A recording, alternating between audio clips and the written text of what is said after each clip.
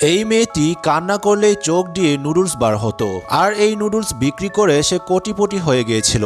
একদিন অনেক কষ্ট পেয়ে সে যখন কান্না করছিল তখন চোখ থেকে টপ করে একটা নুডলস পড়ে। তখন কষ্ট ভুলে গিয়ে সে বিস্ময়ের সাথে দেখছিল নুডলসটি কোথা থেকে পড়েছে। পরে সে যখন বুঝতে পারলো নুডলসটি তার চোখ থেকেই বার হয়েছে তখন সে সেটা খেয়ে দেখে। এরপর সে তার মাকেও এক বাটি নুডলস খেতে দেয়। তার মা নুডলসটি খেয়ে অনেক প্রশংসা করে। এরপর তাকে আটকায় কে, সে নুডলসের বাক্স নিয়ে রাস্তায় দোকান বসিয়ে দেয়। আস্তে আস্তে তার নুডলসটি অনেক জনপ্রিয় হতে থাকে।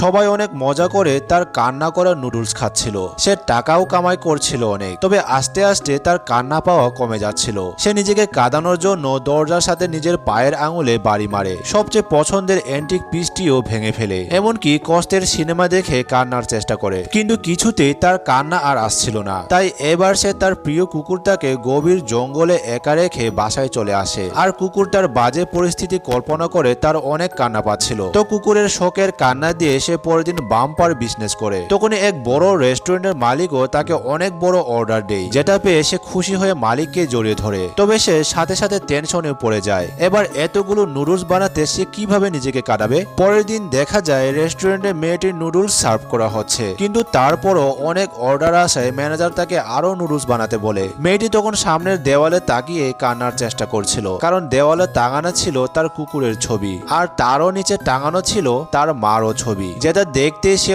অজরে কান্না শুরু করে দেয়। তার মানে তার মার সাথেও সে এমন কিছু করেছে যেটা ভাবতেই তার কান্না পাচ্ছে। হয়তোবা তার মা এখন আর জীবিত নেই। আপনি আপনার কোন বন্ধুকে এই নুডলস খাওয়াতে চান সেটা মেনশন করে দিন।